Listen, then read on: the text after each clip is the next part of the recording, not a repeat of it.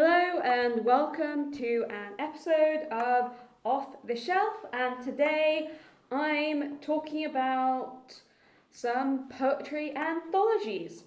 So, generally, these are actually book recommendations, and here's why I think they're worth a read.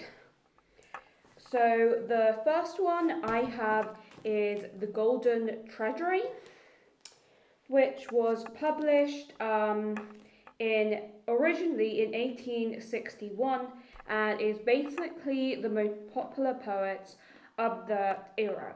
So essentially, I find it really interesting from a historical note, as it essentially contains all the white male authors that were popular, including John Milton, and William Shakespeare, and other people. So I find this quite interesting, and I would say reading this, at least personally, is one of the things that got me into writing poetry.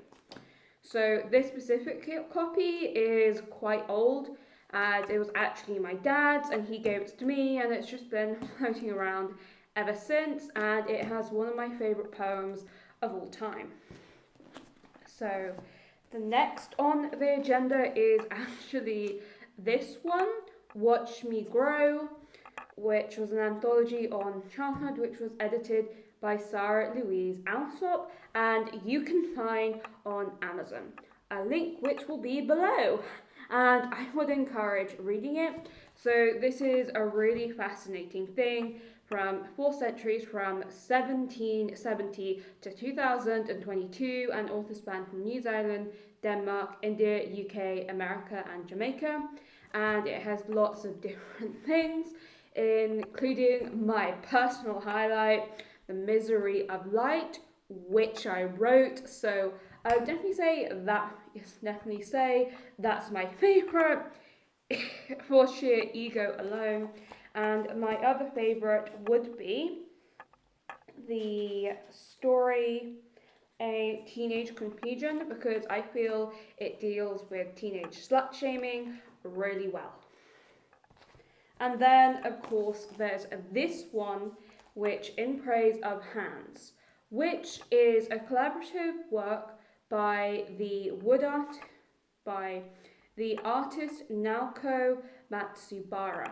So I actually saw a showing of this in Oxford, an Oxford museum, I can't remember which one, and it was really interesting, and I went with a friend, and I just loved it because seeing these woodcuts up close, which she made inspired by the development of her son, and understanding how hands are really influential in everyday life, to me was fascinating. And the poet Penny Boxall is a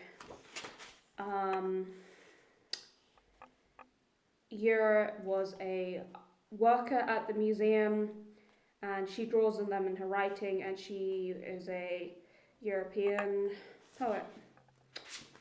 And the collaboration between the two is really interesting to read, and their perspective.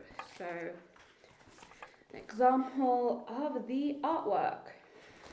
And one of my other favourites, which would be this one, as I really just like the angle and movement of the thumbs and just the really simple shading. And another favourite is obviously this woodcut, because again, the simple use of colours, the way the fingers combine and stuff. And the poems are pretty good as well, so there's that. In Praise of Hands. So obviously, the layout is really interesting as well, so I recommend a read of this. And then, of course, there's this short book, The Prophet. So, funny story, I actually didn't know how influential and how well known he was until I googled it later, as generally where I lived in university, there was this stall that would be open on Saturdays and sell books. Every market or so, was it Sundays? On weekends, and I essentially bought about 4 books from them one time, so I picked this one, and I was essentially given one for free. So I think it was this one I picked. And what I find really interesting about this is you see this idea of divinity by a Lebanese artist from a different cultural perspective, and the philosophical questions it raises is really interesting, and it focuses on a prophet, the Al-Masafdu, who has lived in the foreign city of Warpalis for 12 years, and he boards a ship that carries him home. And you see different perspective on things like marriage, children, work, joy, sorrow, passion, self-knowledge, and different ways on religion. And I feel this short, simple book is really moving, and generally speaking, I will say in my deconstruction, it's like the poetry in Praise of Hands. It certainly made me look at things differently, and generally I would like to read his other works, but like a lot of things, really, I'm a broke student, so I don't really have the money for books, course books. So there's that. I hope you give them a try, and also I will have a free recording of The Misery of Light, which is of course my own work.